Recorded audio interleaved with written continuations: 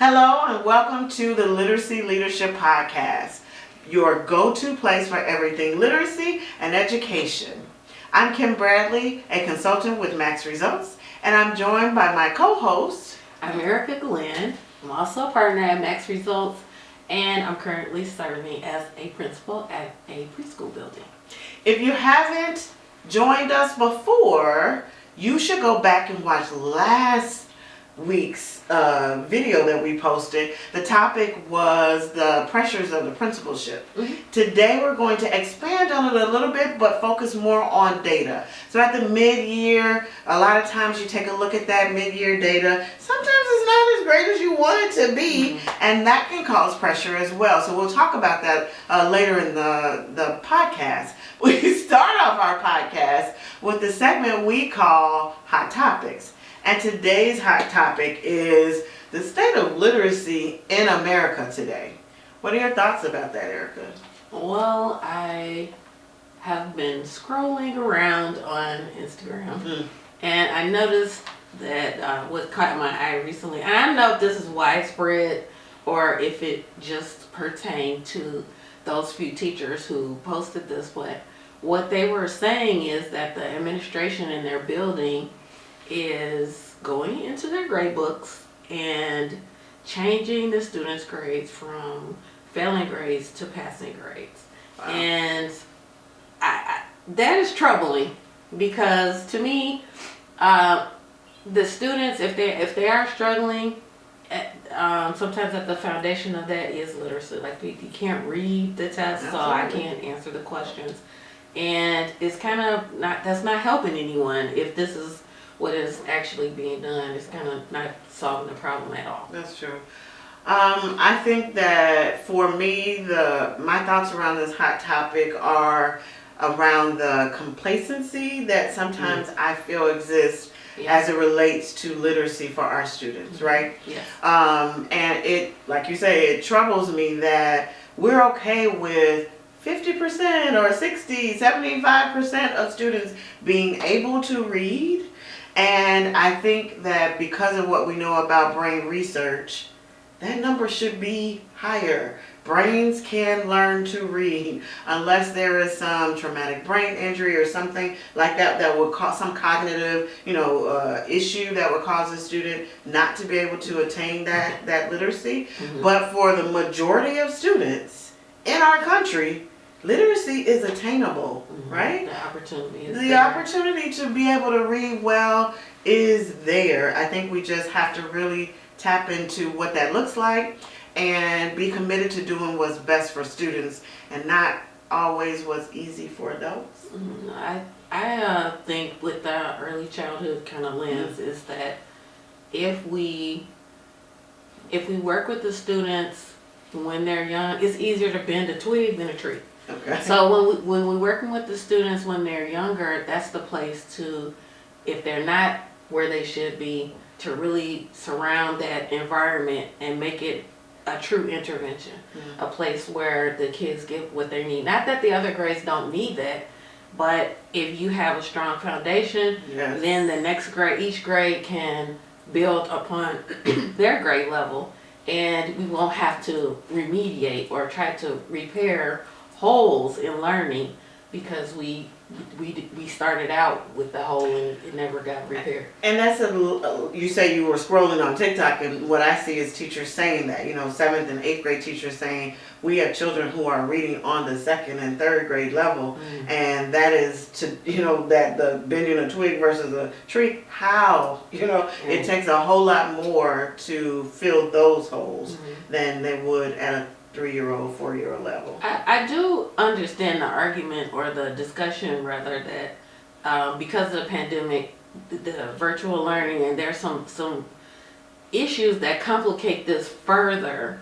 But I think we've been in school for 2 years since the pandemic, and maybe, I don't know, if we look at when we came back, maybe we needed to do some things a little bit different. I know our district, we extended the school day a bit to try to mitigate some of the learning loss, but I do want to acknowledge that there are this is a complex issue. It is. It's not so simple as, I could just do this one thing and magically. Exactly. Mhm. This is true. And I would say though that the issue is not new.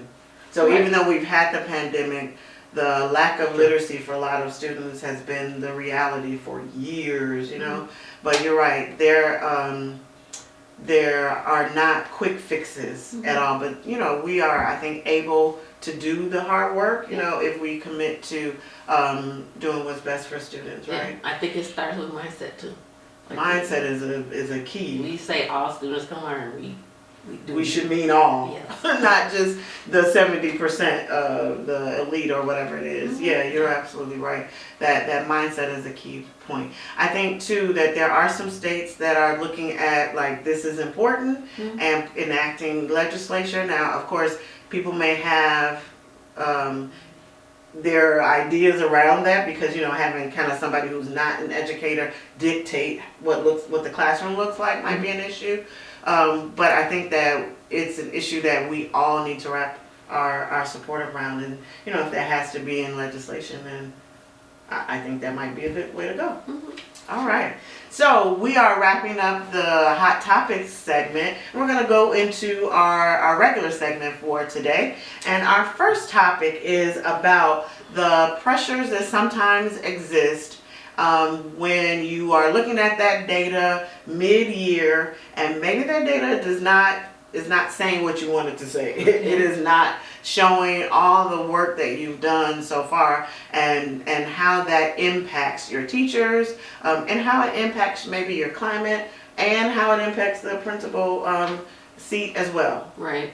So I guess the thing that when I had the pre-K through 6 configuration around this time, and I guess I've learned that this probably wasn't the best way to go about it, but at that time there was a heightened awareness of the test is coming and what we're going to do to Still exists, but yeah. get the kids ready for the test. And the thing that bothers me, or just about, I think that schools should be accountable.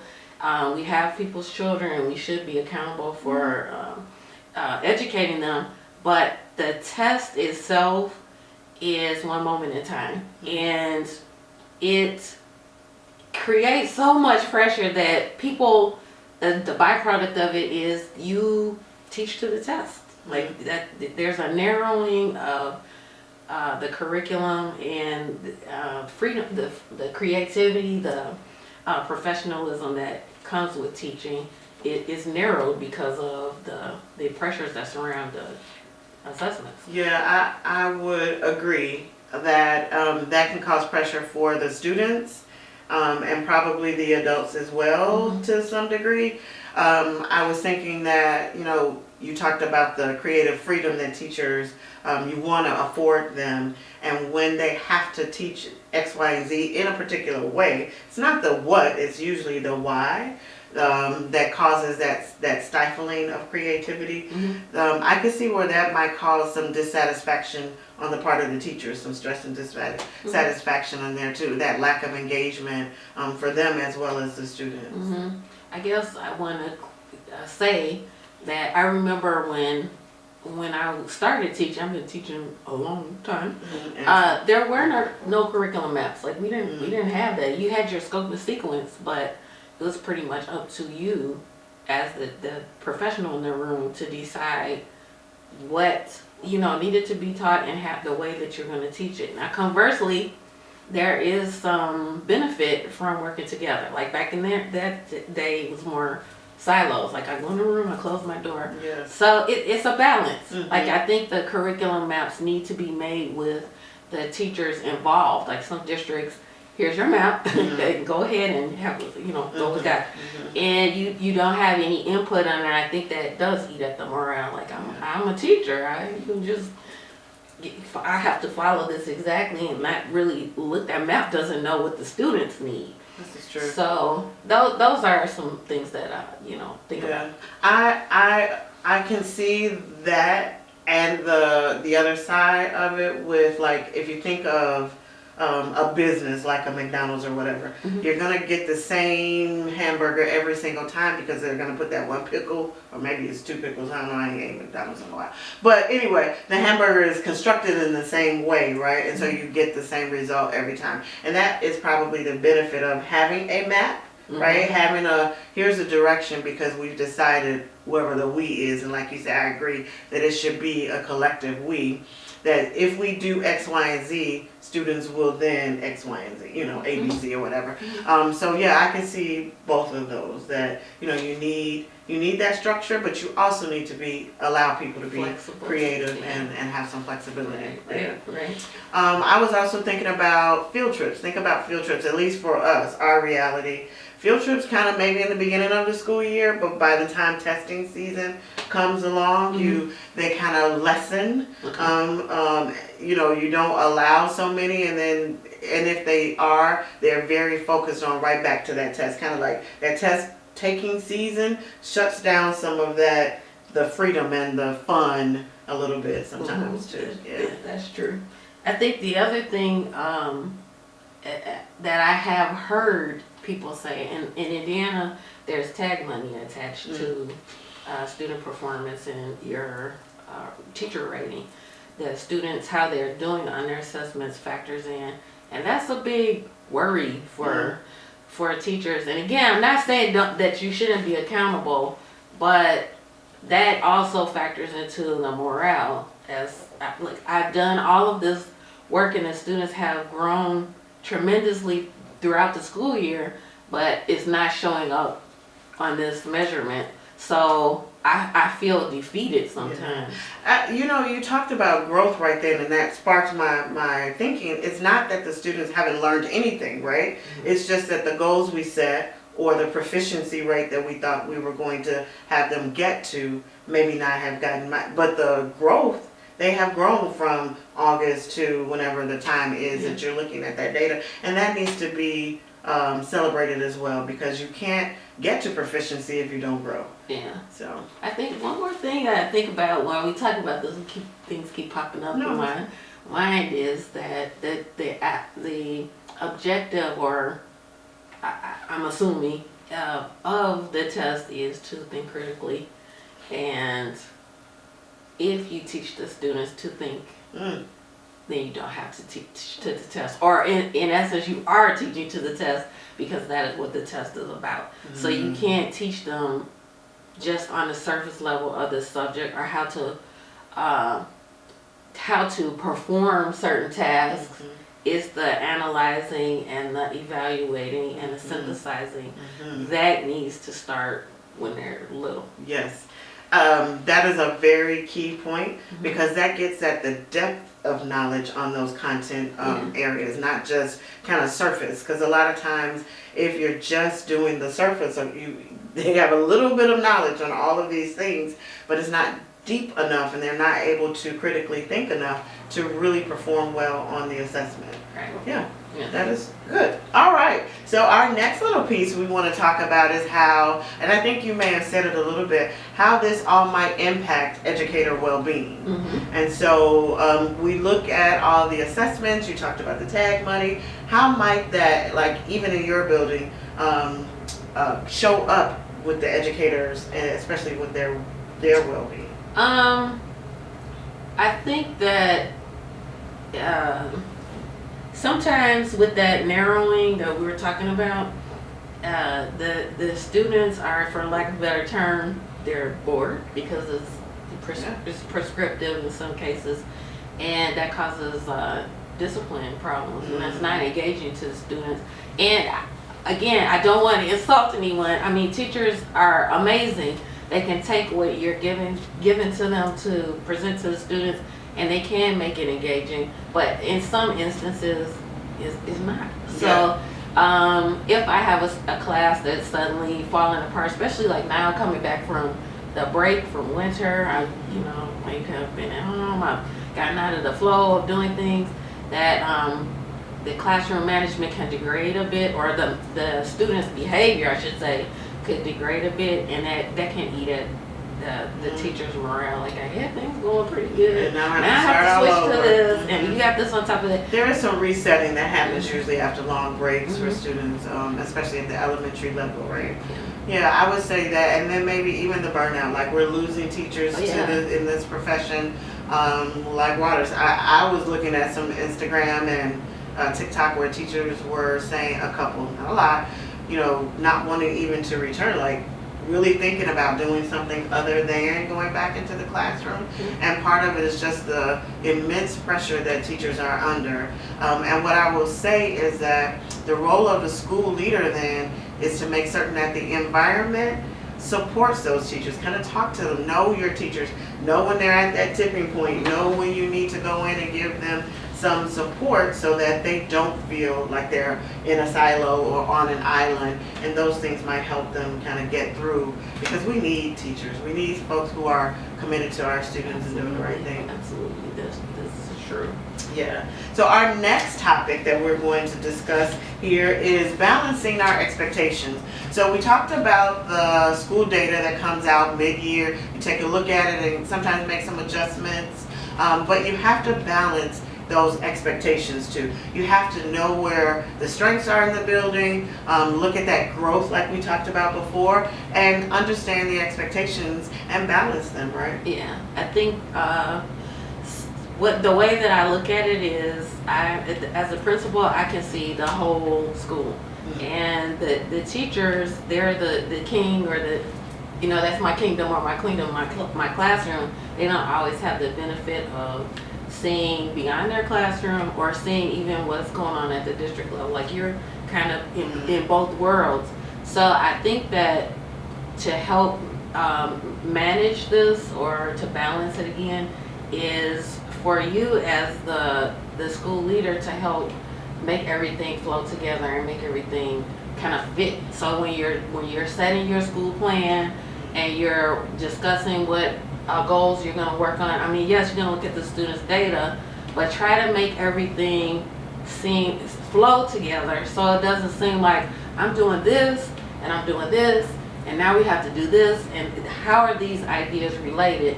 That's a good school leader helps everyone be aware of why we're doing this, what it is that we're doing, and how these pieces fit together.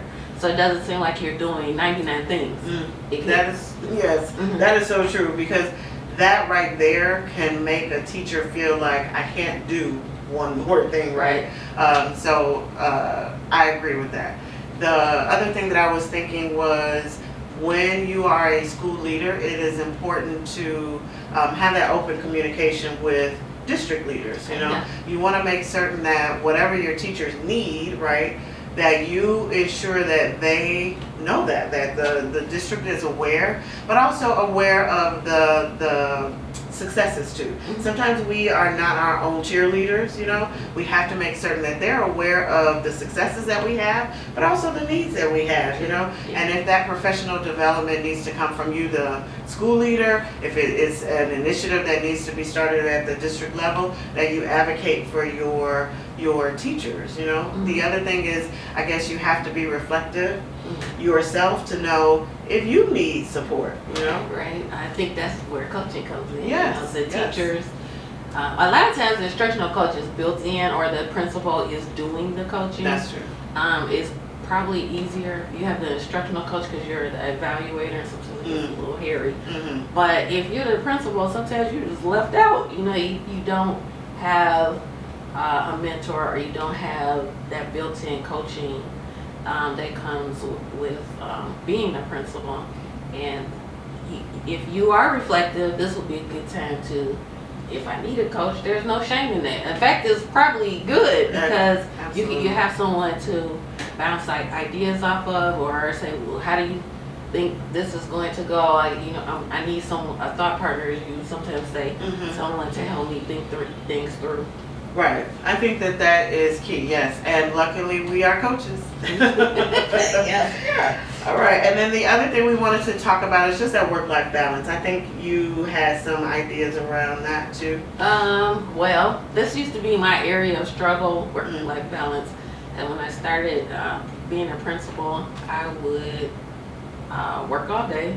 Sometimes I wouldn't eat lunch, and then I would go home and then get dinner and get back on the computer, and I'd be mailing people at night and Oh boy. not sleeping because I wanted to make sure that it's so much to do. Right. And I wanted to make sure that everything got done. It seemed like during the day,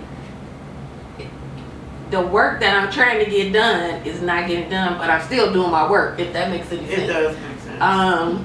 My work is also talking to parents, is also greeting people, being on the car line. These things need to be done, but then there's also paperwork or organizing things. I don't have the time to do that. So prioritizing is what I have learned that can help you do this so that I'm not disturbing people's sleep because I'm up. And then I get sleep, so I feel better because I'm rested. But my strategy is to use my secretary. So I would get kind of tossed about by the things that approach and come to you, and you just, oh, I was doing this, I'm gonna go do this. I can't have that open door just come on in. I have to manage my time, or my time will not be managed. It'll manage you. Yes. So that's what I've learned. Yeah, I was, when you were saying the late night emails or the texts or whatever, back to the TikTok, one of the teachers was saying that she deleted the work email from her phone because of that, because her principal was emailing at late hours, and it was causing stress and anxiety to her, so she deleted it off of her phone altogether. And I mean, that from the standpoint of a school leader is like, but I might need to tell you X, Y, and Z. But you know what? It is important that we balance. We can't say have work-life balance and then don't balance it, on our end. Yes. So we have to kind of practice what we preach, Right. and not cause the stress for the teachers either. So. Yeah, encourage them to set boundaries, and then you have to have your own boundaries for yourself. Make sure you're eating lunch and go sleep. Like you have to have sleep. You can actually be more productive when you have rest and you're not hungry. Absolutely, and that job, I mean, the school principal seat, it's a lot to it. It really is. So I can see where someone, like you said, you might feel like, oh no, I have to get all of these things done. So that makes sense. And then our final point is about positive approaches to improvement. So we want to make certain that, yes, you're looking at that data, you are examining where you met the mark and where you may have fell a little short, but how you can create positive approaches to whatever that data says. Okay. So I think that, again, that's something that I would sometimes struggle with. I'm doing much better now, is that 80-20. So I would look, you got 80% things going really well, the teachers are doing an awesome job, and then I look at that one thing, like look at that, and it's consuming my mind and my energy. So just to have more positivity, have gratitude, say thank you to people when they're doing things or something amazing is happening, to acknowledge that and to acknowledge it publicly, like to say, this is what we're doing, and this is a success for the school. That's good for everyone. It sure is. You can even set up systems that you make certain that you do those positive things. When we were in the building together, that was one of the systems that you set up, that we would publicly congratulate or say something positive about the staff, and you give them a little token, whatever that was. But you rock tokens. But that was something that, maybe if you don't do it systematically, it could happen here or there. But if there is a system, every Thursday, I look at what X, Y, you know what I'm saying? That is the way to go. Put it in the system so that you don't forget it, and so that it doesn't become kind of fall to the wayside, so that you do only focus on the 20%. Right. Yeah, that's key. I think right now I have a gratitude journal that I write things in, make sure that I'm not having that narrow focus. Yeah. I think that another thing that can help is giving feedback, and like the feedback needs to be actionable, so that if it's not going, it is in that 20%, then I'm saying something to you, not 1,000 things, maybe one or two things, or let's sit down and look at this, but being open to approaching to give feedback when it's needed, not just kind of look at it. Over it. Yeah, and that's true. Along with that feedback, I guess, would have to be growth mindset too. Yeah. Because if I'm receiving the feedback, I need to realize that I'm not a terrible teacher. You know, it might be something that I haven't quite perfected yet, but that doesn't mean that I will never perfect that piece that that you see in my lessons or in my delivery or in the way that I interact with the students. That if your school campus needs to exude that, power of that we may not get it right now, but we have a growth mindset and we will get it eventually. I think the other thing is maybe building that supportive learning community. You talked about that a little bit earlier. Well, at our school, when I was saying about lining up everything to make sure everything is flowing together and not seeming like 99 things, one thing that I try to encourage is the things that we have to do. Like, for example, the district requires you to turn in your lesson plan. I know there's a big debate among teachers about lesson plans and should I turn them in or who's it for? But if we're required to do lesson plans, it's something that we need to do, and we're all teaching the same curriculum. Why don't we do this together? So if you're good at math, which you are, and I'm good at ELA, let me take that part of the lesson and I'll flesh it out, and then we can share. Or even like when we were teaching, I would on occasion let you teach the math, and then I would do the ELA so you can break up the workload, and so it doesn't seem so overwhelming and heavy because we're all sharing. So building that collaboration among everyone, and you have to have trust to do that. Oh yeah, yeah, you do. But you can create that too. You have those instances where you get folks together, you have those conversations that will build the trust among your staff. Yeah, absolutely. All right, so that brings us to the end, I think, of today's discussion. And just to go back and kind of summarize, we talked about the pressures that sometimes comes with when you look at that data mid-year and it's not quite where you want to be. You got half the year left, the testing season is coming, and how that can affect your staff.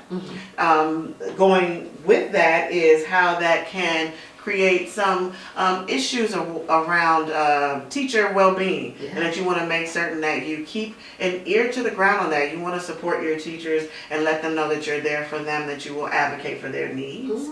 And next is balancing those expectations, making certain that you are looking at work-life balance and supporting each other, right? And that those things that you need to do to put in place so that you get your work done, that they happen. And then finally, some positive ways that you can support your staff and create environments that support growth mindset in your building as well. Work it together. Yes, and working together. So this has been our Literacy Leadership podcast for the day. If you enjoy any of the topics, hopefully we were able to give you some things to think about. Leave some comments below if some things struck you in any way. And join us on our next podcast where we'll continue a discussion around literacy and education. We're so excited to be here again. And don't forget to subscribe. All right. Thank you so much, everybody. Have a great day. Bye-bye.